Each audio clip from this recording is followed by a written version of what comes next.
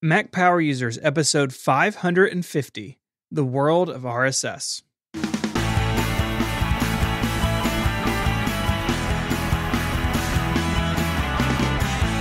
Hello and welcome back to Mac Power Users. My name is Stephen Hackett, and I am joined as always by my friend and yours, Mr. David Sparks. Hello, Mr. Stephen Hackett. How are you today? I am good. I'm glad to be talking to you about one of my favorite internet technologies. I love RSS. Yeah, me too. I feel like we are just on the bandwagon today for RSS. So it's going to be fun to break it down, the history, the technology, some of our favorite readers, and maybe even a few tips on how to manage RSS. Yeah, sounds good to me. Yeah. Couple announcements. Like I talked about last week, I've got that Keyboard Maestro webinar on August 27th. Spaces are filling up. I had to get extra space. So there's still room for you, though. Just go ahead and sign up. We've got a link in the show notes. It's going to be all about Keyboard Maestro. Rose Marie Orchard is going to join me. And I'm going to be talking about contextual computing. So like I've broken all my main tasks as Mac Sparky or a lawyer or personal into different contexts. And I use Keyboard Maestro to kick them off. And it's a super powerful way to use your Mac. So I hope you join. It's free. And I'd love to see you there. Yeah, that sounds really cool. I hope that it goes well. I always get nervous, those sorts of things, like doing technology in front of other people. I'll pray for you. I made the decision, actually, that a bunch of it, I'm going to pre-record the screencasts. I'm going to screencast a bunch of the stuff because I learned a long time ago, whenever I'm in front of a live audience, nothing behaves. And also just trying to get that up and running is a pain in the neck. And then always oh, it's going to pop a client name right in the middle of that window or something, so it's just like, and there's going to be a lot of people watching. And there's also a recording afterwards, by the way. If you sign up for it and you can't make it, you'll get a link for a recording. So, but either way, so I'm going to pre-record a bunch of that. So I'm going to spend this weekend working on that stuff. But I think it's going to be really fun. I've never done anything like this, but I've always wanted to do it. And so I'm in, baby. Here we go. That's awesome. We spoke about this on More Power Users recently, my preparation for the podcast-a-thon. And last week we announced that it's going to be September 18th, 2 to 8 p.m. Eastern on the Relay FM Twitch channel, twitch.tv/RelayFM. But this is all part of our bigger effort to raise money for St. Jude Children's Research Hospital. We've done this every September for several years now. It's the second annual podcast-a-thon, but we've talked about St. Jude and National Childhood Cancer Awareness Month every fall. And it's really cool because St. Jude treats children, gives them treatment for cancer and other life-threatening diseases, transfusions, physical therapy, all of that stuff without charging their family a dime. And if you're like me, I've got a St. Jude kid, my oldest son, had a brain tumor when he was 6 months old and underwent chemotherapy as a baby and is now starting 5th grade and doing really well because of St. Jude. So we would love and be humbled by your support. You can go to stjude.org/relay. There'll be a link in the show notes. We know it's a hard year. We know 2020 has had surprises for many of us, but we would love your support here. And we look forward to hanging out on Friday, September 18th at the podcast-a-thon. I think David's going to come by. I got to, dude, like my studio is just full of stuff for the podcast-a-thon now. I can barely walk around in here. Yeah. In fact, I talked you into buying gear for it. You are now the owner of a Stream Deck. Yes. We're going to cover that on More Power Users today. We're going to break down Steven's Stream Deck. So that'll be fun. But yeah, I mean, plus one to all of that. I'm going to be contributing and doing everything I can to help you out. And I just love being a part of this, and any role we can all play, I think is a good one. Yeah, man. I appreciate it. RSS. Yes. Really RSS. simple syndication. That's right. RSS is just that. It is really simple. You can go read the history. It's very interesting. Dave Weiner was key in its development. And basically the idea is that you can have a feed of content. So whether it be articles or podcasts or something else, you can have that delivered to you, and you don't have to go out and find it. So you don't have to go refresh the MacSparky website to see if David's posted something new. Your RSS client can go out and get it for you, and it is great. I mean, I love RSS. We're gonna get into this, our usage of it, but I think it's a phenomenal technology. And I'm not just saying that because my entire career is built on it. Like, all Relay FM does is produce RSS feeds with MP3s attached to them, but it is great because it's open, it's flexible, and as we get into it, there's lots of ways to enjoy it. Yeah, I mean, podcasts really are glorified RSS feeds, or maybe we just call them RSS feeds. But I just want to talk about the history a little bit. Dave Weiner is the guy who not only made RSS or played a key role in it, but he's also the guy behind OPML, which is the outline format that we use for mind mapping and outlining and a lot of writing workflows. I mean, that guy really, I mean, I don't always agree with the stuff he says, but honestly, I mean, he made such a contribution, and so much of this podcast and blogging stuff is built on a technology that one person put together. It's really remarkable. It is. So what RSS really does is it allows you to avoid the problem of the buttons. You know, when we started on the internet, everybody had their buttons for all their favorite websites, and you'd log into your browser and then you'd click all the buttons for, you know, whatever it is you wanted to check to keep up with. And it just totally removes that. In fact, it takes the browser out of the picture entirely. And I think it's just a really a superior way to get your news. I do too. I mean, we all remember those days where you would have, you know, maybe your local newspaper and the New York Times and ESPN and MacSparky, all these websites bookmarked, right? And every couple hours you would just go through your bookmarks bar and click, what's going on here? What's going on here? What's going on here? And that was fine for a time, but the web's a really big place. And now I can read, you know, literally hundreds of websites all in one place without having to do that dance through my bookmark collection. And it's way better. Yeah, I feel like one of the reasons I'm glad to be talking about RSS, we covered this on the show like 8 years ago or something. And in the meantime, RSS has been buried and then come back alive, you know, because everybody used Google for their RSS service because Google had a free RSS service for a very long time. And then one day decided that was no longer in their interest to have people, you know, getting their news directly delivered to apps as opposed to going to websites that have ads on them. I would guess that's probably why they did that. But when that happened, everybody said, oh no, RSS is dead. We don't have RSS anymore. And then there was this kind of groundswell of RSS services that would do the thing for you that Google used to be doing. Sometimes for a fee, sometimes for free. We're going to cover a bunch of them in this episode. But I think at that point, too, was the time that Twitter was coming into its own. And a lot of people just said, you know what, I don't need RSS anymore. I've got these social media accounts. And you know what, I never bought into that. I wasn't buying what they were selling, Stephen. Yeah, I'm really curious about this because you seem to have a bit of a soapbox in talking to you in preparation of this, of social media versus RSS and using Twitter to get your news. Like, what's going on there? What's on your mind? I just don't. I think it's a bad idea because I think one of the big.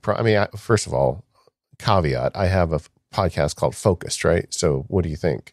But I really do think social media and the grind to get your nose in a social media app every hour. I mean, that's what these guys really want to do. That's how they make their dump trucks full of $1,000 bills, is by getting people to engage with their apps as often as possible.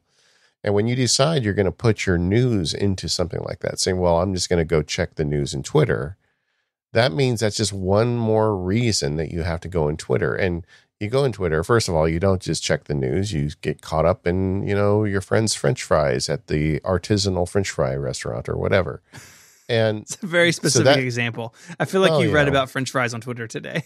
I had them for lunch today, actually. Okay. So there you go. But the either way, I feel like, you know, it's very easy to get sidetracked. And also, if you're saying I'm going to go to social media for my news, that means if anytime you want the news, you have to go to social media. And then suddenly that's a really good reason to go to social media when you should be doing your work or, you know, making something you love or spending time with your kids. So I just feel like it's a trap that you build for yourself. For me, I sometimes I'm engaged in social media, and sometimes I'll go 2 or 3 days where I'm not. And that's okay with me. I don't mind, because I don't need to go there for my news. When I want to check in on the news, I can go get it via RSS. Now, let's say that you say I'm going to use Twitter for my news, and you are somebody who's not going to engage in social media for a couple of days. Well, then you come back. What are you going to do? Scroll back like 3 days worth of tweets to find out what happened with the stock market? That's silly. I think it's better having an RSS feed where you can just catch yourself up when you have time. It's dedicated just to giving you the news that you've chosen from the sources you've chosen, not the sources chosen by everybody in your feed. And don't even get me started on news on Facebook, right? But so I just feel like it's a square peg in a round hole. So I like, if you're doing that and it makes you happy, bless you. Go ahead and do it. But I think a more efficient way to digest and keep up with the news is the trusted and true Dave Weiner developed RSS feed. I actually really agree with that for all the reasons you said, but also I just want to be in a different state of mind when I sit down to read the news. And we can talk about what we subscribe to. Mine is mostly tech and Apple stuff, right?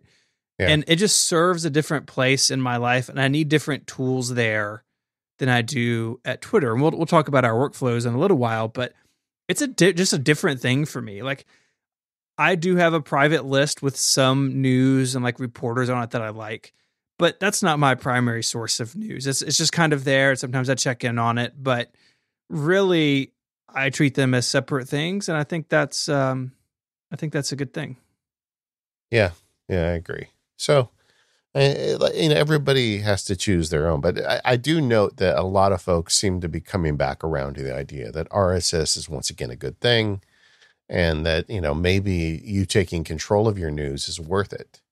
And the good news is there has been, throughout this period, this development of RSS services that will sync and manage the feeds for you, and some just really top-notch app work. Mm-hmm. We're going to talk about a lot of apps today. And the interesting thing about them is that they all do a good job of managing RSS, but they all have a very different opinion about how RSS works for you, and so hopefully after the show today, you'll be able to find some apps that are kind of in line with what you want.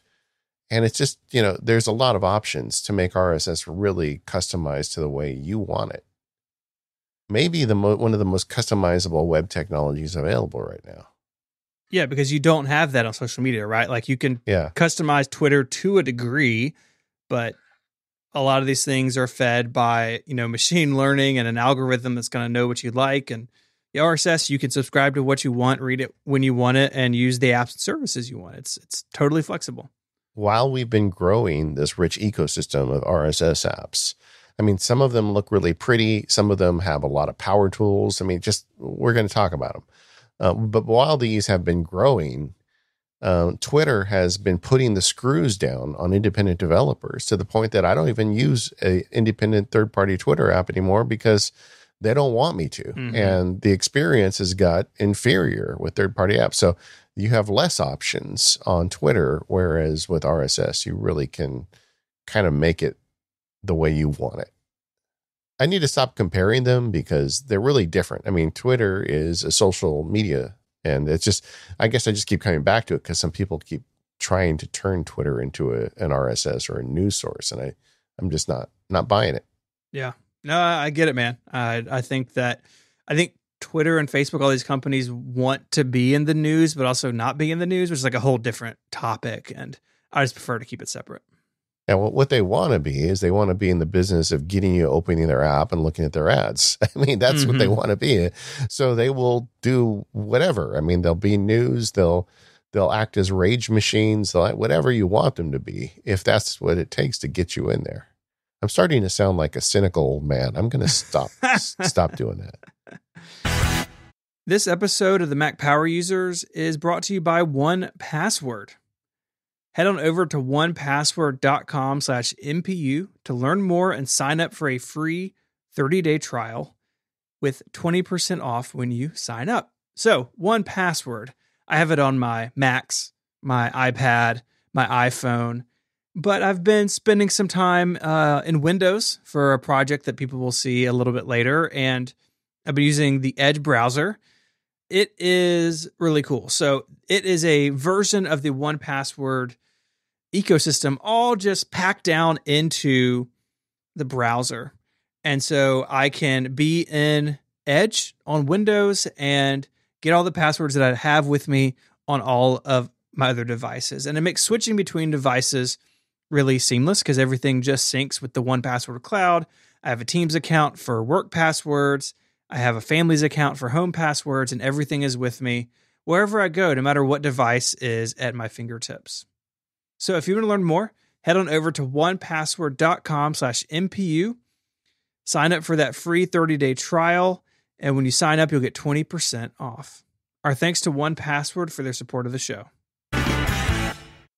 So there's really two big categories we're going to cover today. The first is RSS services, and then we're going to get into RSS apps, and we'll cover the apps for both the Mac and the iPhone and iPad. But services, I think, is a little confusing for people. You want to explain that? Yeah. So when you go to check your RSS, you're going to use an application on the Mac or iPad or whatever. We're going to talk about those. But most of those apps are syncing with a service. This is kind of like email. So think about Gmail being the provider or the service, and you're using mail.app on your Mac. That's the app or the client. So it's kind of a similar relationship. These services offer a bunch of different features. We're going to go through some popular ones. But the sort of the key thing is it's a central repository where all of your RSS applications can sync. So if you're on your Mac and you read an article and you go to check RSS on your phone an hour later, it knows that article's been read because it got synced with the service that you're using. And this is great for those of us who move between devices. I actually do a lot of RSS reading on my phone, and it's great that if I see something, I can leave it unread and it stays unread on my Mac. So it's letting us sync all of this stuff. Now, most of these apps you can just use directly, so you can just subscribe to RSS feeds just locally, but I really like using a service so I get to move around between different devices more easily. Yeah, I mean, it really, to me, reminds me, to use your email analogy, I would say IMAP. I mean, if you think back in the days when we all had just one computer, everybody had pop email, and then suddenly the iPhone showed up or some second device showed up and your mail was not in sync. You know, you'd read an email on one device, you'd go to the other device, it still was there unread. And IMAP solves that. And IMAP feels to me like the really kind of similar analogy because it's got some features, but not a lot, you know, and these RSS services, some of them try to bring a lot of features to the table, but, you know, basically it's telling you these are the feeds this person reads, and these are the articles that they've already read and the articles they haven't read. And, you know, that's what you're looking for. But if you're using more than one device, I think it's a lot easier with a service. I mean, prepping for this month's show, I was trying a lot of apps out. One of the apps I tried that didn't make the cut for the show outline was a RSS reader that did not work with any of these syncing services, just wanted you to sign up. And it really felt like I was trapped in a bubble in that app, you know, and I guess if you were just going to read your feeds on that one device, it would be okay. But I think most people want the ability to jump between devices. Yeah, me too. Or just between applications, right? So if a new RSS app comes out on the iPhone, I want to check it out, I just need to make sure that it supports the service I use, and I can sign in with it and just kick the tires. That's how I did this, right? Dude, I installed so many RSS apps on my Mac, iPhone, and iPad the last couple of weeks. They're everywhere. Me too. And I had been using one for years, and then now in the last month, I've used 7. So awesome. Anyway, it's all good. It's all good. Let's talk about services though. So Google, like as we had said earlier in the show, Google was the king of this hill because it was free and a solid service. And then one day they pulled the plug on it and a bunch of them sprung into life. Yeah. Feedly seems to be the most popular, and doing some research for this and just looking at stats that I have access to, Feedly is hugely popular. It is a service. They do have their own applications, but you can sign in with third-party applications. They do some special stuff if you're just in their app. And that's true for several of these services, that if they do offer their own application, they have some like special features on top. I think it's the most popular because it's free. You don't have to pay until you hit 100 feeds. And for most people, probably don't have that many. Most people are fine just doing it on the web. And so I bet the vast majority of Feedly people out there are just using the free plan and are honestly probably pretty happy with it. Yeah. Yeah. I can't imagine myself having 100 feeds. If I did, there's something's gone drastically wrong in my life. Mm-hmm. I don't want to talk about that. There is a paid tier as well, as you could imagine, several paid tiers. They even do some interesting stuff for business. So like you can sign up for a business plan and share RSS feeds amongst team members. And so I was really thinking about this and like the use cases. And a use case I thought of was if you're in a technical field and you want everyone to have the most up-to-date information on your field, you could pipe in RSS feeds, maybe even of your own creation, and make sure that all your employees or team members are, reading the same stuff, have access to the same stuff. I mean, it would be like a way of distribution, like a big company, like an IT department could publish, updates via a Feedly feed. Yeah, I think so. So there is that. Their plan started at about $6 a month, and they go up from there. They have a new feature called Leo, which is their AI. They call it an AI research assistant. Basically, what it does is it looks at all your feeds and incoming articles, and say that there's 8 articles about, the Mac OS 10.15.7 coming out. Or there's always a bunch of those articles. I write them every time. A bunch of articles about the same thing. Well, this could, for instance, collapse all those into one article, or maybe 2, and sort of mute the others and let them go by so it doesn't clog up what you're doing.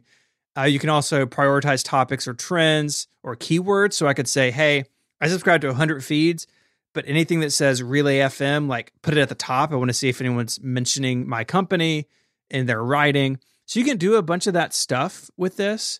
And I don't know about you, but I don't have a huge need for this. I'm kind of fine with my RSS being kind of dumb, but if you use RSS as a giant bucket, it's like pour as much stuff into it as possible, this could be a nice way to filter things out so it's not overwhelming to you. Yeah, I feel like that's just a fundamentally different way to think about RSS, and it's not wrong. I mean, if you want, you can have a bunch of fire hoses in your RSS feed, and I just choose not to. I have a very limited feed, and it's from people I trust and know, or if I do have a fire hose, it's from a fire hose from a company that I think is good. So I'm pretty careful about it, and so there's this growth of like smart features, not only in the services, but also in the apps. And in general, I'm not entirely sold on them. I tried a bunch of them out for today's show, and they're cool, but it's more than I need because I kind of solved that problem at the source by not having a lot of articles thrown at me. I don't need to bring a lot of artificial intelligence to bear. Yeah. This would have been different for me when I was doing like subnet and download to retired podcasts that were like broad tech news, or like I had Engadget and The Verge and Ars Technica and like all these like real, like you said, fire hose tech feeds. And I sanctioned them off into their own folder in my RSS setup. And so I just checked them when it was time to prep for those shows. If I was still doing that today, this feature may be appealing to me. Like I don't need to see that 8 people publish reviews of this one Android phone today. Like just show me the couple most important ones. But with my current needs, it's just not a good fit. Yeah, agreed. One of the things you can do, well, let's save it for later, but I mean, there's ways to address fire hoses, and I have thoughts on that. Another popular RSS service is Feedbin, and this one is the one you use. I do. So in that era after Google Reader, where there were all these popping up, I tried several, and I landed on Feedbin for a few reasons. It's $5 a month, so it's not the cheapest thing out there, but it's also not the most expensive. But it's also just really simple, and critically, it is widely supported by RSS applications. And because they don't do anything super weird, I think that's why it's so widely supported. So, Yeah. I use it. They do have their own app, and you can set up push notifications from it. Again, I use it with third-party applications. I did learn in research that their webpage, it's kind of funny, includes a screenshot of the 6 colors feed in which Jason links to 512 pixels. Like I found that funny. Like, oh, my website's featured barely. Yeah, good for you. Yeah. But one really cool thing with Feedbin that I think is super smart is that you can forward your email newsletters to Feedbin. So if you go on the website and go to settings, you get a secret email address, and then you use that email address for your newsletters. And so I could tell Ben Thompson or Club Mac Stories or the Mac Sparky, monthly roundup, whatever, send these to this secret Feedbin address, and then they would show up in an RSS folder in my RSS reader. I personally really like that because the newsletters I subscribe to are all similar in topic to what I read in RSS, and usually by the same people. And so I think this is a really cool feature. Other services do have it. I think Feedbin's had it since like 2016. And I really like that ability to sort of siphon things out of my inbox and put newsletters here in RSS land. Why don't you just put that email address in the show notes, and we can all add any good newsletters we want for you. Do that. It's david@macsparky.com. I know it seems familiar. But yeah, this is what I use. I've used it for years. I've been so happy with it because I never think about it, right? And that's what I want out of a service like this. I can subscribe to feeds in the applications I use. I can use Feedbin on the web. The web interface is actually really nice and simple. So if I'm on a computer where I don't have an RSS app, I can just go to feedbin.com and log in. I've been really happy with it. And I think out of these, it's probably the simplest because like Feedly has all those features we mentioned, and the others we're going to talk about also do like additional stuff on top. But Feedbin is just straightforward, and that's what I wanted. Yeah, I am. So I'm using the next one on our list, and it's Feed Wrangler. And to be honest, the reason I signed up for it is because David Smith makes it. David was just on our show a few months ago, the Apple Watch app guy. And but he put this together kind of when Google fell apart. I think he viewed it as an opportunity to make a nice, simple, clean feed service. It's even less expensive. It's $19 per year. So it's very, inexpensive to have the service. And it gives me what I want. I mean, it's very easy. I manage it on the web. So I add feeds on the web, and I can do groupings, or I think he has a different name for it, like smart groups or something, where you can put them together. So like I have the Apple stuff as one group, and I have like the, Focus stuff as another group. And so I can kind of put those groupings together, and any apps that plug into the Feed Wrangler API bring those groups over for me. So everything's all sorted for me already.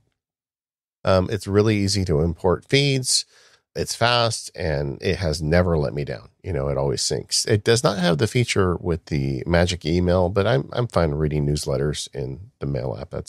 I have that kind of sorted out already. I don't need to send them over to RSS. But I just, it's just a solid RSS reader. It's sustainable. I mean, they got $19 a month from me and all the other users. I don't think it's going to go anywhere. They're not going to pull the rug out from me like Google did. And it works with all of the big apps, I don't know that it's as popular as Feedly is, but it works with most of all the ones I tested for the show had Feed Wrangler as a potential RSS reader. So, actually with the exception of one, which we'll talk about in a minute, but I think it's fine, and $19 a month is about right for me. I'm sorry, a year is about right for me. Yeah. Yeah. Yeah, it's Feed Wrangler is solid. I used it for a while. I sort of settled on Feedbin, but Feed Wrangler definitely gets my recommendation as well to check out. The website looks a little dated. Like there's a podcast of mine on here from many, many years ago. I kind of wish Underscore would update some of this stuff, but the service works well, and Underscore is a very responsible developer. Like you said, he's not going to pull the rug out on you. And if you don't like it, there's a 14-day refund policy, which I think is super cool. So you can see if you like it, And if you don't, there's lots of other options. Yeah. And another point I would make is that David Smith is not a guy who's going to like try and monetize your feeds by selling it to somebody. It's like, it's a developer you can trust. Yes, so absolutely. I think that's something of value. Yep. Yeah, agreed. NewsBlur is another one, and it's free or $36 a year to pay how many feeds you have.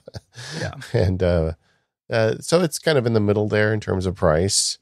I have not used this one ever, but just kind of looking at it in prep for the show, I can't really attest to its into how reliable it is, but I know it's very popular, and they seem like they're putting a lot of effort into making this app or this service. Yeah, I've spent time with it. I will say if you use its web interface, and for some of the stuff you have to, the design is pretty lacking. I wish they would spend some more time there. But it does some of those things we talked about Feedly doing, where you can teach it stories that you want to see and stories that you don't want to see. So like say that you don't want to read anything about Apple versus Epic Gaming, this big story going on, kind of as we record this. You could train it to hide that stuff. There's tagging as well, so you can save stories with tags and come back to them later, which is pretty cool. I tend to save things elsewhere. For me, RSS is just like my inbox. Like it is temporary. Things get read or they go away. And but if you want to save them there, they have this cool feature for that. They have full text search, which is really nice. A lot of these services, it's hard to search past feed items. In fact, some of these services, it's basically impossible. So NewsBlur has that as well. They make their own application, but they do work with third-party applications as well, all the popular ones on the Mac and iPhone and iPad. And they do the email newsletter trick that Feedbin does. So if you like that, but you want more kind of nerdy tools, NewsBlur is worth a look. How invested are you in this Apple/Epic lawsuit kerfluffle? I mean, on one hand, I don't care, but on the other hand, it's like really fascinating to see what could happen to the App Store. So I would say I'm interested in it professionally, but personally, I don't care. Yeah, I just can't get excited about it, honestly. But anyway, that's just me. I've been in too many lawsuits in my life. Yeah, I'm sure. Yeah, all right. Like, no, not again. Not a party, but I've been involved with too many lawsuits. Right, of course. Yeah, you've been the guy with the cool Keynote document. Yeah. Anyway, another service, the Power Feature service is InnoReader, INOREADER. And this is another one that wants to go beyond merely your feeds. They're looking at, discovering stuff as well. And I think this one has the most automation tools for any service that we looked at. Yeah. You can automate a lot of stuff off RSS, like Zapier and If This Then That can use RSS as a trigger for lots of things. But InnoReader has a lot of that built in. And so you could, in their interface, say, when feeds meet these conditions, then, trigger these actions. So you could say, hey, if there is a headline mentioning my name, send me a push notification, that sort of thing. So that can be very powerful. And I like this because it's in the realm of their system and you're not hooking it up to Zapier or something else where it could take a little bit longer for it to trigger. This is the nerdy one. This is the one that I think this is the power user one. There's muting, there's keyword monitoring. So again, you can have searches and then those searches themselves show up as a feed in your reader. So it can do some really powerful stuff. And again, they have their own app and a lot of the stuff you're managing from the web itself. So this is kind of a web app with mobile components. And I think that if you're really looking to make RSS an automation touch point, this is where you should start because they have all that built in where you're not, like I said, you're not relying on chaining multiple services together. Yeah. Like you want to search for Stephen Hackett and Bad Hair Day in the title. You could do that with this service. Look, I haven't had a haircut in many months, but there's no need to make fun of it. We just got delivered the home haircut kit. And my wife is going to sit me down in the backyard, maybe over the weekend. So Look, I said, it's fine. Doesn't matter. You know, the difference between a good haircut and a bad haircut, right? no. What's the difference? 2 weeks. Yeah. 2 weeks. Yeah. Look, if it goes poorly wrong, you can always buzz it, right? There's always the reset button of the buzz. Yeah. That's another reason to sign up for my webinar. You may see a very interesting haircut on me that Why day. are you wearing a hat? Oh, things went terribly wrong. So those are some services. There are others. These are the ones that, looking at some, like 512 pixel stats, these are the popular ones. And I think that they offer a large amount of variety. On the surface, you're like, well, why would one RSS service be worth a choice over the other? There's some real difference in these things. And so if you're not using one or you don't love the one you're using, check some of these out. Most of them have free tiers. Like iKnowReader, you can spend up to $50 a year, but you can also check it out on their free tier and see what's going on and see if it would meet your needs. Yeah. Yeah. I almost think this is better than the situation we had with Google. And I understand nobody wants to spend money on this stuff, but when you spend money on it, you control it. A lot of these are reputable developers and they're not going to be monetizing your data. So you lose that, and you can choose from really a wide variety of features that are happening at the RSS level. I guess going back to my original analogy, this is better than IMAP. You can do way more with IMAP. So I think Stephen had it right with Google Mail, but but you can really kind of set your feature set right at the source with one of these services. This episode of the Mac Power Users is brought to you by Hover. Go to hover.com/MPU and make a name for yourself and get 10% off any domain name. When you have that one big idea, where do you go? For a ton of entrepreneurs, Hover is the big leap because your business starts with a domain name. Hover has over 300 domain name extensions to choose from. No matter what you want to build, there's a domain name waiting for it. And they have excellent technical support to answer any questions you may have. And they're dedicated to getting you online, not upselling you. Hover has free Who is privacy, so the bad guys don't get your information, a very clean user interface, and monthly sales on popular top-level domains. It's easy to see why Hover is the popular choice for people starting a business. I went to Hover to buy the Sparks ESQ website long before I decided to leave my firm. And it was, in hindsight, the first big step I took towards, getting my freedom and leaving the firm. It felt great. And I own that through Hover. In fact, I own a lot of domains through Hover. When my children were born, I bought their domains, and I didn't really talk to them about it until very recently, but I've been paying every year through Hover to keep domains for my kids' names with the .com. And I just told one of my daughters recently, oh, by the way, I have your domain. And she was totally impressed with me. And you know how hard it is to impress a teenager. But yes, I did it with the domain through Hover. You can do it too. Whatever your next big idea is, go ahead and get your domain or buy it for a gift to someone when they have a kid. We know you like intuitive user experiences and things that just work straight out of the box, so I know you're going to appreciate Hover. Their user interface is really simple, clean, and easy to navigate. It's not like one of these games where they're trying to trick you into buying things you don't need. Hover makes it simple. So buy your domain and start using it today. Go to hover.com/MPU and get a 10% discount on all new purchases. That's URL, one more time, is hover, HOVER.com/MPU. Make a name for yourself with Hover. Our thanks to Hover for their support of this show and all of Relay FM. So we've talked about services. Let's talk some about apps. And let's start on the Mac because we're Mac Power users. Yeah.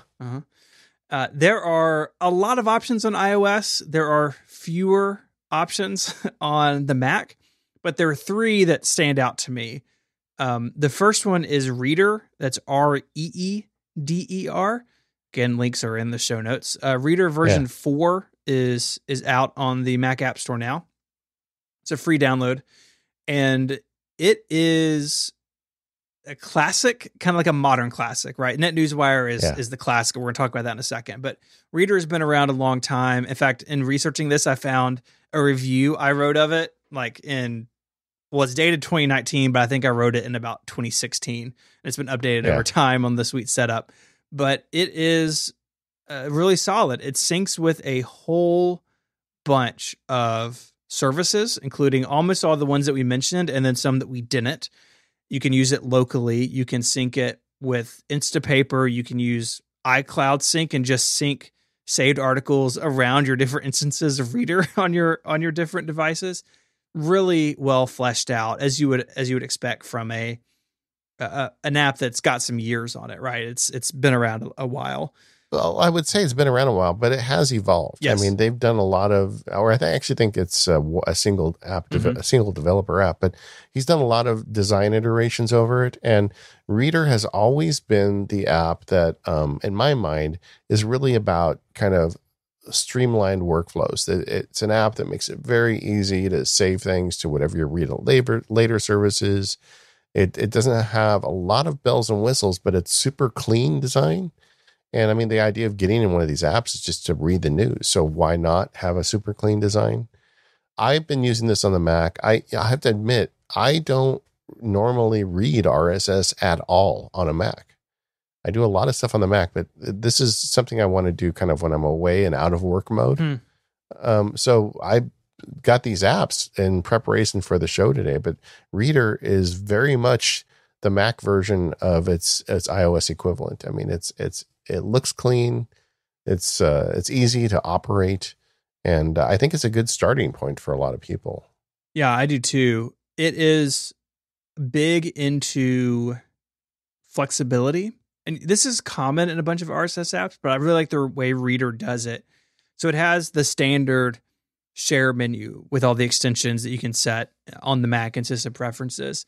But Reader goes a step further and lets you put some of those in the toolbar of the application. So if you're always, I don't know, iMessaging people links out of your RSS, then you can drag the messages little share button out into the toolbar. So it saves you that extra click into the menu. And I think that's really cool. And it's also very keyboard shortcut friendly. And it actually lets you use single letter keyboard shortcuts for those tools you put into the menu bar. So if you're reading it with a hand on the keyboard, you can very quickly get articles out to other places if you're going to share them or put it into a read it later service or run an automation on it. There are very few apps that are as efficient at that as Reader is. It also looks really nice. There are several different themes. It's got some cool gesture support. You can move between the panels. And I don't know, I think it's just solid basically all the way around. But it doesn't feel old. I mean, it looks nice, but it doesn't feel like there's some apps that have been around as long as Reader have and they look it. This one doesn't. So yeah, it has aged well, but it also speaks to the developers updating. Like this is version 4. There's a major new version every couple of years. And so they stay on top of it, even if the core of the app has been the same. Like it's an RSS reader. Like it's relatively straightforward, but they've done a good job at moving the ball forward. Yeah, agreed. Let's talk about NetNewsWire. This is an interesting story. NetNewsWire was my original RSS app before there was an iPhone, so when the Mac was the only thing you would read RSS on. And I mean, I bought it so many years ago, and for years it was my RSS reader. And Brent Simmons, who was behind it, kind of went on and did other things over the years.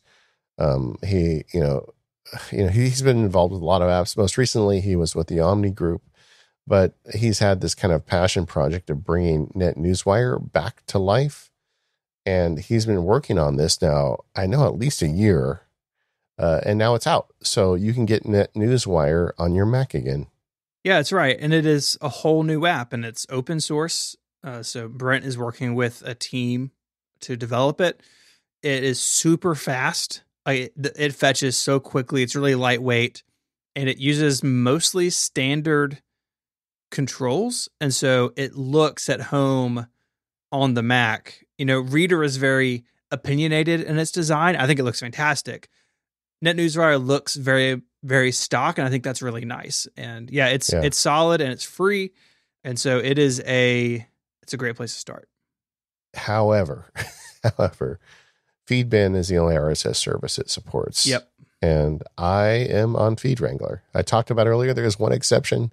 I would very much like to make NetNewsWire my news reader of choice, because it's got nostalgia in it for me, but I'm friends with Brent and I just like the idea of what he's doing, and it's just a well-crafted app, but I can't use it. So I'm keeping an eye on this one. I loaded it up and I loaded some feeds into it, but I want to work through Feed Wrangler, and I think it scratches the itch for me to the extent I will be doing this ever on a Mac, but it's just not, it's just not there.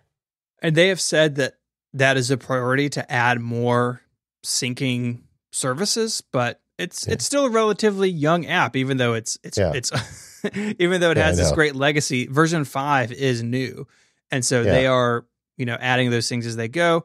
But I would imagine that Feed Wrangler would be coming right along at some point. Yeah, I agree. The third one is ReadKit. It is much more like Reader than it is NetNewsWire. In fact, they kind of look the same. It syncs with a bunch of stuff. It also syncs with Instapaper, Pocket, and Pinboard, so you can use it as like a read it later type application. I don't particularly love this app for a couple of reasons. I don't know the developer, but it feels too close to Reader in sort of my opinion. I would like to see them branch out a little bit in terms of design and the way it sort of even operates. But my kind of big problem with it is that it can be very CPU hungry. In fact, it is the only application on my Mac that has a setting to change how aggressively it syncs. And because the more it syncs, it's just really CPU hungry. Like, I've got a 12-core Mac Pro. Open Activity Monitor is like, okay, an RSS app should not be at the top of this list ever. No, it shouldn't. Using, a lot of CPU. So I had hoped that this had gone away. They had solved this. It doesn't seem like they have, but it is an alternative. There's a 14-day free trial. It's $10 in the Mac App Store, and it may do it for you. But I think with NetNewsWire and Reader, I think you're pretty much covered. Yeah, I mean, and the unfortunate thing with NetNewsWire is it's limited to just the one syncing service. Yep. But I think it really is a future app people should watch if they can't get it now. And honestly, Reader's great. It's great on the Mac, and I like having it now that I've installed it. I'm going to leave it on there, but I just got out of the habit of doing RSS on the Mac because it feels so good on iPad. Mm-hmm. I guess we should talk about that next. But before we move on, though, one point is some of the apps we're going to talk about have versions on iPhone, iPad, and Mac. You don't have to use the same app. It's just like, talking about the underlying RSS service technology means that just like you can have two different mail apps between your Mac and your iPhone, you can do the same thing with Reader views. So like if you like Reader on your Mac, that doesn't mean you have to use Reader on your iPhone. Yeah, that's right. That's the beauty of those services we talked about, right? So as long as I'm signed in with Feedbin on any application, it's going to stay in sync. This episode of Mac Power Users is also brought to you by Mint Mobile, the folks who can cut your wireless bill to $15 a month with their futuristic approach to wireless. I got a Mint Mobile SIM card in the mail. We're going to talk about that here in a second. I took it out of the box. I put it in my Pixel 3a, my Android phone. And within a few minutes, I had gone to their website, activated it, and I was up and running. And the coverage is great, and it is really inexpensive. So if you're on one of those big wireless providers, you may wonder what you're paying for. They got expensive retail stores, inflated prices, fees. There's lots of opportunities for them to take advantage. And that's where Mint Mobile comes in. It provides the same premium network coverage you're used to, but at a fraction of the cost because everything's online. Mint Mobile saves on retail locations and overhead, passing the savings directly to their customers, making it easy to cut your wireless bill down to just $15 a month. Every plan comes with unlimited nationwide talk and text, and you can stop paying for that unlimited data that honestly you're just never going to use. Choose between plans of 3, 8, or 12 gigabytes of 4G LTE data. You can use your own phone with any Mint Mobile plan, your same phone number, your existing contacts. All you're doing is ditching that old expensive wireless bill. To get your new wireless plan for just $15 a month and get the plan shipped to your door for free, go to mintmobile.com/MPU. Head on over there and cut your wireless bill to $15 a month at mintmobile.com/MPU. Our thanks to Mint Mobile for their support of the show and Relay FM. Mobile apps. So many. There's a lot more here to talk about. And now I'm rubbing my hands together because this is it, man. If you're going to get into RSS, I mean, there's nothing better than sitting on the couch, sipping a glass of your favorite beverage and catching up with your news feeds. That's a very nice pastime. Yeah. And there's some great apps for that, both on the iPhone and iPad. All of them are going to support both platforms. But the iPad in particular feels to me like what could be better, than having the iPad. Did you ever watch the 2001 Space Odyssey movie? Did you ever go down that? Oh, yeah. And they've got the tablets and they've got the original iPads basically in the movie. But that's what they're doing. They're reading the news. They're doing their RSS. Kubrick couldn't fit it on the screen, but they were probably using an RSS feed up there in space. And it really feels to me like the way you're supposed to use an iPad when you read news on it. Let's start with Reader. We were just mentioning it over on the Mac, and this is Reader with 2 E's. And this one started out as an iOS app. I mean, I first became aware of it on my iPhone. I think it actually predates the iPad, but I'm not certain of that. But it just it is an opinionated app, just like we said over on the Mac side, but I think it even goes further. And I had stopped using it. I'll tell you why in a minute, but I hadn't been using it for years. And as we prepped for the show, I had it on several of my devices. In fact, I sent to Steven a screenshot like 2 or 3 weeks ago, and the Reader icon was on the home screen, and I hadn't turned off the notification badge because I just installed it. And Steven was giving me no end of grief about that. Like, what are you doing, man? Yeah. But yeah. So, I mean, I feel like Reader, as I said on the Mac side, it's just aged so well. It's just a completely solid app still. It is. And it has a lot of the customization that we talked about on the Mac app has it here. So you can set, if I swipe right or left, what does it do? What does it do if I swipe up? Can I change my fonts and size? Like all that stuff is available on the iOS app as well. I think it's really nice, especially on the iPad. Those sliding panels just feel right at home. Yeah, and the settings, the Reader settings are, if you're into this stuff, I think they've got a free trial for Reader. But if you can get into, just look through the settings because this is an app that's been around a long time. You can tell by the settings. Like one of the options is, do you want me to grayscale your favicons? I've never known how to say that. Was it favicons or favicons? I'm gonna go with favicons. Okay, favicons. Yeah, there you go. So it's a little icon that shows up in the feed. You can grayscale that and in Reader. I mean, like that's got to be so far down the list. And if he got to it, that means everything else got fixed first. I'll tell you my problem with Reader, and I see it again just using it over the last 2 or 3 weeks. My problem with Reader is its efficiency. I know that sounds crazy, right? But like you can swipe an article into your read it later service of choice in the list view. Like you can just see the list of articles. Just take your thumb, swipe from right to left, and it just puts it into your read it later service and it's done. And it's so fast that I was losing self-control that I could say, oh, I'll read that later. Touch, I'll read that later too. Touch. And what was happening was I was filling up these read it later services with hundreds of articles that I knew in my heart of hearts I would never read. I actually wanted to add a layer of complication to make it harder for me to put these things in read it later services. That's great. Yeah. I know it sounds stupid, right? But I needed that's like a self-control mechanism, I guess, because I was just, and even now I've already seen inflation in my reading list because of using this app, because it's just so easy. We also mentioned NetNewsWire. Everything we said about the Mac version is true of the iOS version. Lightweight, really fast, looks really stock. So I think it looks really good as iOS changes. It will keep up really nicely. It is simple, right? So those restrictions that you were talking about earlier, like just syncing with Feedbin, That's present here as well. So if that's a deal breaker on the Mac, it'll be a deal breaker on iOS as well. But I think it's really nice looking. Yeah, I agreed. The one that I like and the one I've been using for some time now is Unread. Mm-hmm. Yeah, it's great. So I just want to break this one down a little bit. This one has more friction in terms of getting things into the read it later services. So you would argue it's less efficient.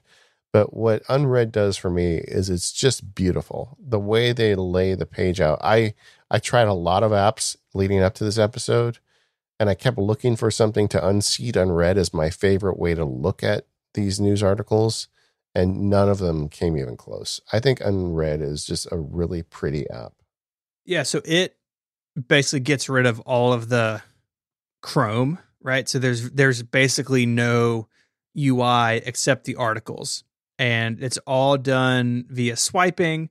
There's a whole bunch of different color themes, so you can have light or dark or something with some color, a bunch of alternative icons, and I really like it on the iPad, but I actually really love Unread on the phone because it's very thumb friendly because it's all gestures, right? There's hardly any buttons at all. And so you can just kind of scroll through things and, pop them over. And yeah, Unread is absolutely fantastic. Yeah, I've talked to the developer on this one. I think he was telling me it was like he had a baby or something. He wanted an app that he could manage with one hand. And that's how the app came into existence. He wanted a news app that you could manage one-handed. So it is very user-friendly, but it is just gorgeous. So I think that's where it starts. Now, if you're not interested in pretty, but more utility, I think you lean towards Reader. If you want something that's very pretty, I think Unread is something you should look at. And it's just a really pretty app, but it also has all the tools. It works with all the main services. The downside is they've recently released Unread version 2. And they've added some features like, when you get an article and it says, click here to get the rest of the article, they're able to get a bunch of it into the reading app now, so you don't have to go to the website. They've added some additional features, but they've also added a subscription model. And it's pretty expensive. It's $20 a year to use this app. And I thought about it when the app came out, and I'm like, well, I knew we were getting ready to do this show. I'm going to look at a bunch of apps, probably with the intention of replacing Unread. And ultimately I decided, you know what? I like the experience of Unread. I'm willing to pay the $20. I mean, I don't drink Starbucks. There's a lot of stuff I don't do, but I can pay for Unread. Yeah, I too have struggled with that. I used Unread for a long time. I currently have Reader everywhere, but this episode also prompted me to reinstall it. And boy, it's so nice. It really is nice. And it really doesn't have any features that Reader doesn't have. But to me, part of computing is the element of delight. And if something brings me delight, then I should probably be using that. And I do spend time in a news reading app every day or two. And why not make it the best one that I like the most? So I'm committing. I'm sending him $20 when we get off the episode today. I'm in. So moving down our mobile list, we come to Fiery Feeds, which is a whole. We talked about like iNoReader kind of being a whole platform. Fiery Feeds is that, but at the app level. Do you want to walk us through some of the Fiery Feeds stuff? There is so much to it. I mean, I have a podcast called the Mac Power Users, and I have another one called the Automators, right? So you would think this would be the one for me, but I just think so differently about RSS, and we're going to talk about our workflows. But, the short version is I feel like RSS is great in moderation. And a lot of these more expensive or fancier automation tools are things that I just don't need. But Fiery Feed is the one. If you want to be the power user of RSS on your mobile device, this is the app for you, because there's just a whole bunch of hooks in it. It's got the best automation. What I will say though is I don't think it's very pretty. And what I do most in these things is read, I read, and just the way it lays it out, it looks to me like they spent a lot more time working on, the automation hooks than they did on just like, how do we make this look nice? Yeah, it's not the prettiest thing. It does sync with just about everything. One thing that is cool is it can sync just locally, but it will save your position with iCloud. So you could use iCloud effectively as your feed service, which is pretty neat. Yeah, if you pay, that's Yes. what I think that's part of the paid Yeah. service. But yeah, but that's possible. Mhm. And they support all the services, and they have great keyboard shortcuts, all this stuff that you think, and it's cheaper than Unread. I think it's $10 a year. I didn't look last time I looked; it was $10 a year, but it's half the price of Unread if that's still true. But I just didn't care for the way it looked, so it just didn't really sync with me. Another feature they have was the where they try to look for things that are being shared a lot in your feed to surface. I think they call it hot links, if memory serves. And so it allows you to see, stuff that may be surfaced in your feed. They also have a nice feature where it distinguishes between Firehose feeds and, low signal to noise feeds. Like you got someone who posts once a day versus someone who posts 20 times a day. It's not going to bury the one timer a day in the middle of everything else. It actually separates the Firehose feeds for you automatically. Which is really handy if you want some of that stuff, but you don't want it clogging things up all the time. Yeah. I don't know. I just couldn't get comfortable with it in the tests. But how did you feel? Did you give it a shot again? Yeah, and I kind of feel the same way you do. I don't love the design stuff, but it does have some features that just aren't available elsewhere. You can theme it if you're willing to like deal with a JSON file. You can go in there and change all the colors of the app. It has really rich URL scheme support, so you can build shortcuts that use X callback URL to do all sorts of things. There's a long list on their website, and you can build automation within the application, but it's all a bit much for me. It has features that I just don't really need. Yeah, another one that I looked at was called Lyra. I believe that's how they pronounce it. It's Lire, and it's a $10 a year subscription.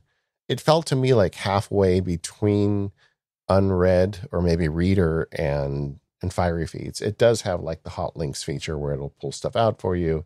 It's definitely laid out better than Fiery Feeds, in my opinion.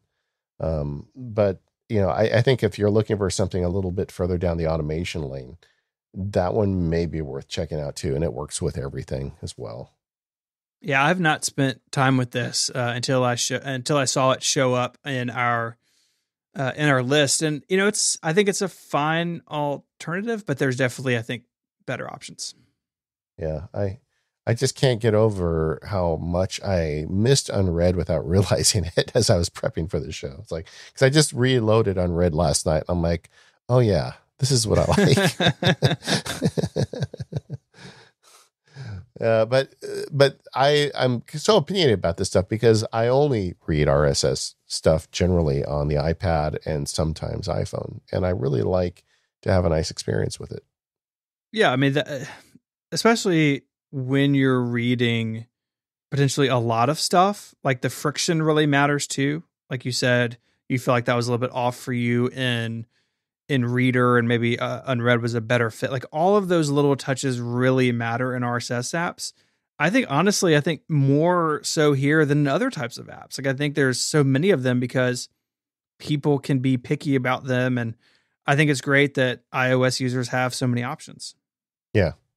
Yeah.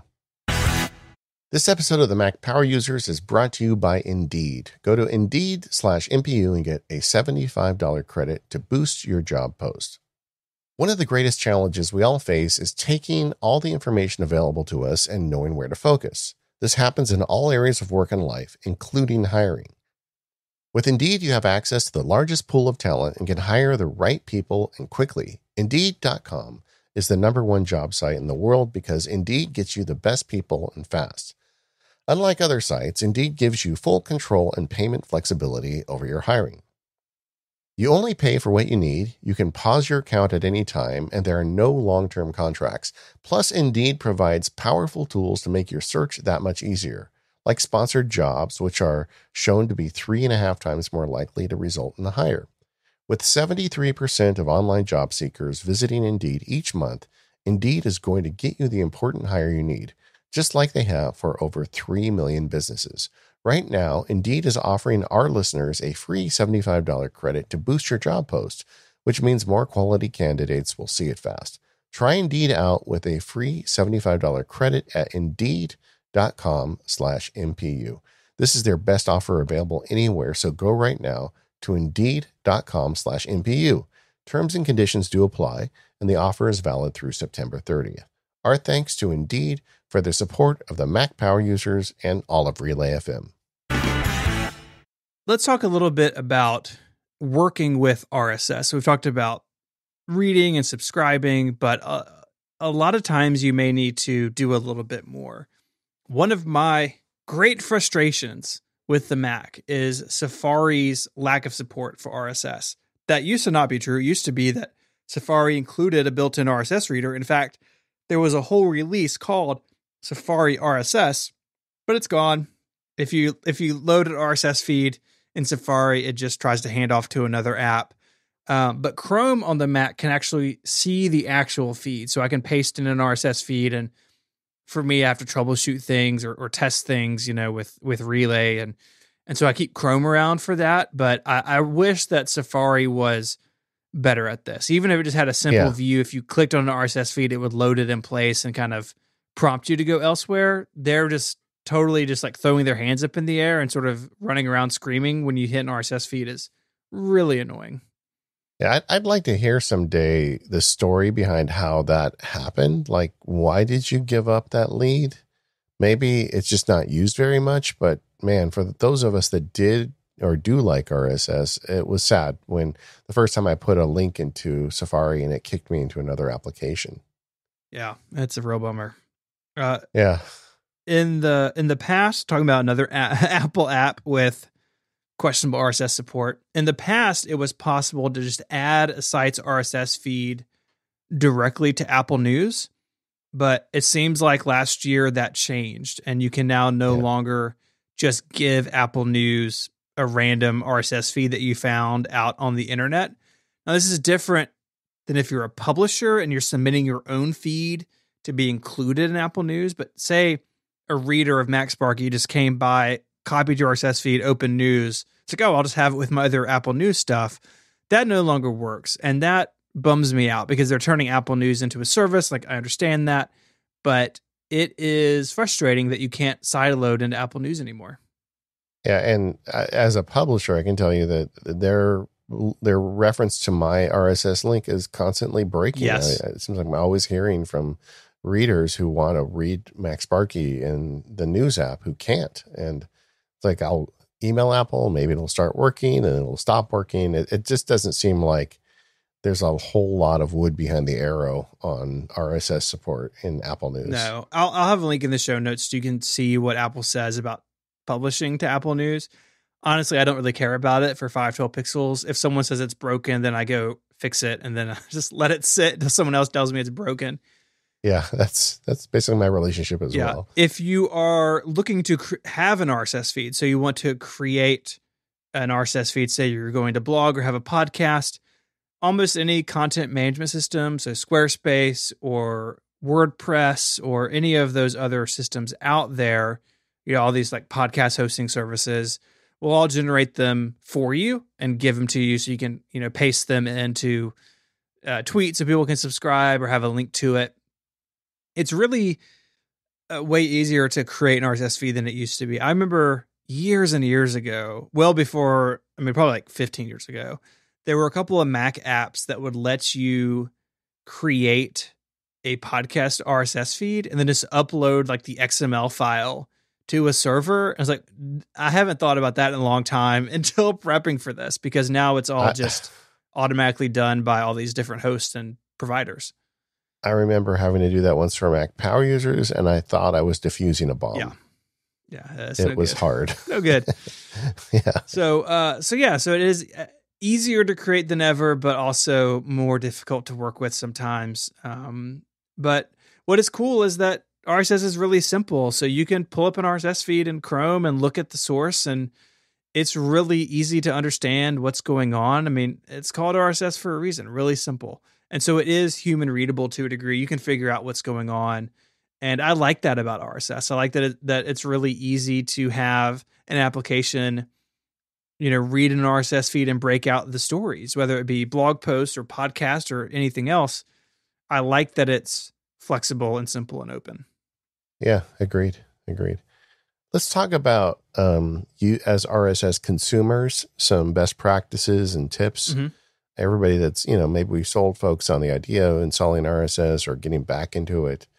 There's definitely some rules of the road, in my opinion. And as I've said a few times throughout this episode, I think the starting point is once you set up an RSS, don't necessarily sign up for 100 feeds. Be choosy about what you pick. And I almost feel like I want, websites to kind of earn their way onto my RSS if I find myself going there a couple times to sign up for me. Don't be afraid. And I think also that trigger should be inversely related to the amount of publishing they do. The more they publish, the least likely you should be willing to add it to your RSS. The ones that just put out an article, like what Syracuse publishes once a year, I mean, that's an easy RSS I want feed, to read right? that, Yeah. But when you see some of these other sites that, The Verge is a good example. I mean, they publish 100 articles a day. Yeah. I mean, wild. You can't do that to yourself. Although I will say with sites like The Verge, quite often they have multiple RSS feeds. So if you go to one of those Firehose sites, you may say, well, just give me anything on The Verge that's related to Apple News, and then you can, reduce that so you don't get all the Windows laptop announcements in your feed. Look at these feeds that are going to throw a lot of articles at you very carefully, because if you start getting just hundreds or thousands of articles in your RSS feed, then reading it becomes a chore. It doesn't become fun. Yeah, I think that's true. Something else I would really strongly suggest is having folders in your RSS setup. So yeah, if you do have some of those fire hoses, you can partition them off and just view them when you want to. I have mine roughly by category, just like I have photo albums. Remember that? So I've got, Apple, I've got one that's cars, various subjects. And I find that to be really helpful because like some days I'm really busy and I know that I just want to I have one called highlights, and it's like 3 or 4 blogs written by people I really like. It's like, okay, if I just need to quickly see what's going on in the world, I know that these 4 people will have covered it. And I just hit that and mark everything else as read. So you can build these systems in with folders that I find really useful. Yeah, mark all as read is a great button in these things. Uh-huh. So like there's a lot of things in life you should feel guilty about if you're not paying enough attention to them. Like your children, or, the thing that keeps paying for your shoes. But reading your RSS feed is not something you should feel guilty about. If you get busy and you look at it and there's 200 articles and you don't feel like, scrolling through them, mark them all as read, start new. It's okay. You'll be all right. One of the things I've talked mean about fire hoses, but I kind of have a philosophy about fire hoses. Sometimes you want one in your life. Like, because I'm connected enough in the Apple world, I think it's good to have like one site that covers everything, to have one of those, but I don't want 2 of them. Like The Verge is a good example. They cover everything that happens in the technology world, but there's another site, 9to5Mac, that does the same thing basically, but they're really just focused on Apple related stuff. I like their writers. I just chose because I like the way they write and I feel like they're a good publication. So that's my fire hose. I indulge in one, So it's not necessarily anything wrong with getting some of those in your feed, but just why would you get 2 when they're both going to publish the same article? Mm-hmm. Yeah, totally fair. And honestly, most of the stuff finds its way to you eventually anyway. That's right. Yeah, any big story you're going to find out one way or the other. Yeah. Yeah, I think though, getting those sections is great, breaking it down into pieces. Be willing to be experimental. Like there's something you're interested in. Like if suddenly you've developed an interest in making paper airplanes, go out and find a couple blogs that do that where people focus on that and add it to your RSS feed. I think that's kind of the reason I like RSS so much, is that when I develop an interest in something, or even I'm just reading a book about something that I'm kind of interested in a while, I'll add a blog or two to my RSS feed. And it makes it really fun to sit down and kind of catch up with that part of the world. And a related idea is, even though RSS, is all about news feeds, do you want the world news and national news in your RSS app? I don't think that's necessarily yes. I think it just depends on what you want it to be, right? Like mine is mostly work type stuff, like tech news and that sort of thing. And so I don't have other things in there necessarily. Like if I want to read the world news, I'll go to a browser and open a couple websites. But it's just like you said about social media, right? There's some things that I want there and some things that don't belong there, and it's up to you to figure it out. But also, like, if you're unhappy with the way news is covered on TV, maybe you'll find a couple good writers on the internet and follow them. That's I mean, it can cut either way, but the point is you have control over that decision when you decide to go into an RSS workflow. Totally. So what is your workflow with RSS? I mean, we've talked about, so you've got your service, you've got your apps, and it sounds to me like well, I don't know. You haven't decided yet. Are you going to go back to unread, or are you going to stick with one of these? We'll see. We'll see if reader or unread wins my affections on the iPhone. But I'll sit down. I don't keep RSS open on my Mac normally, unless it's kind of a quiet day. And it's like, oh, I got some time to blog today. Like maybe something will light a spark. Like today has been banana pants. And so there's probably a bunch of stuff in there waiting for me that I'll mark all as read. But I'll go through RSS. I very rarely leave things there. So I will either send it to a read it later service like Instapaper, or I may make it a task to link to on 512 Pixels later. And on iOS, I have a shortcut for that. On my Mac, I just copy the link real quick and just dump it into Todoist for later. It's because, like I said, I treat it like an email. Like I don't want things sitting in my inbox. I don't want things sitting in my RSS inbox, if you will.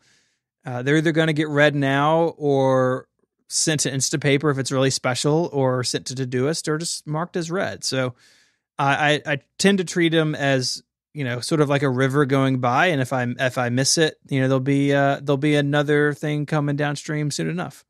Yeah. And we are going to cover read it later services at some point, but you can see we're an hour and a half in. We don't have time for it today. But I am interested. For the last couple of years, I've just gone with the easy route, and I'm just using Apple's reading list for my read it later service.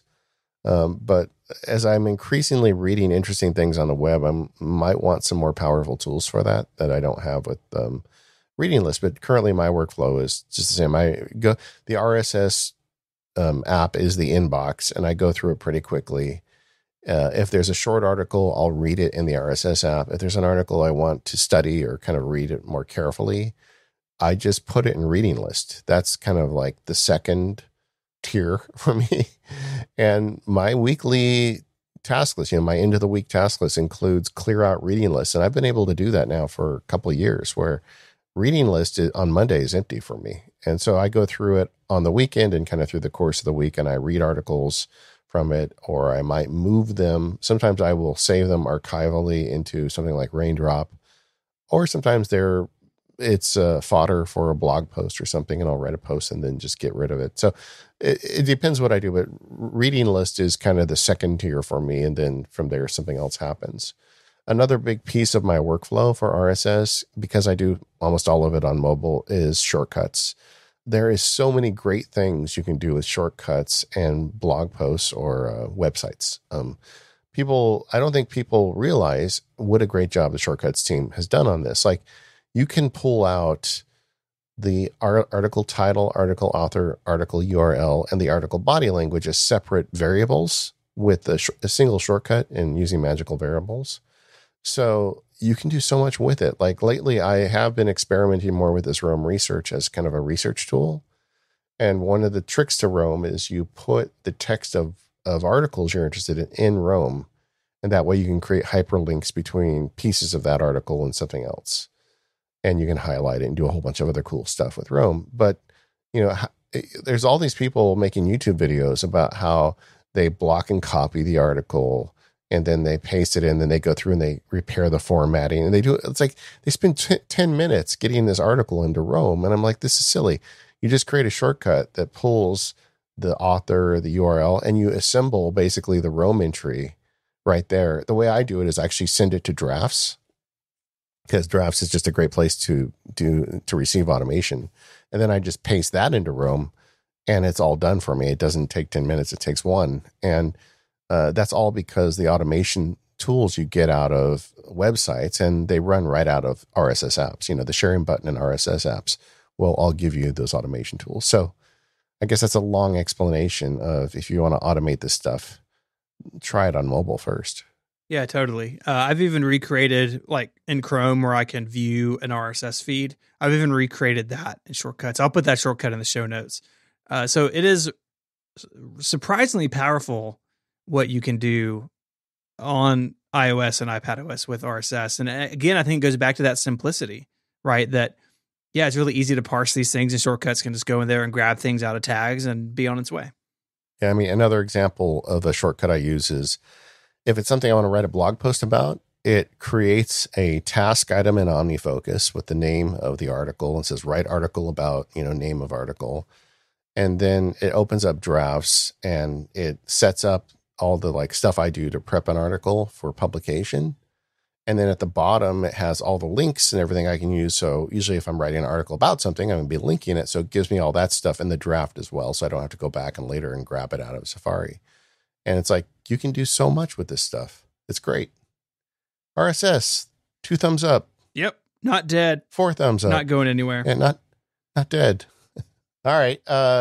I think this would be a good one in the forums if you're into RSS. Let us know what your favorite RSS apps are. Maybe share some of your interesting feeds. That'd be fun too, to see what people are reading in RSS. And let us know. You can do that over at talk.macpowerusers.com. We are the Mac Power Users. You can find us over at relay.fm/MPU. Thank you to our sponsors, 1Password, Hover, Mint Mobile, and Indeed. Everybody go over and go to stjude.org/relayfm. Get started.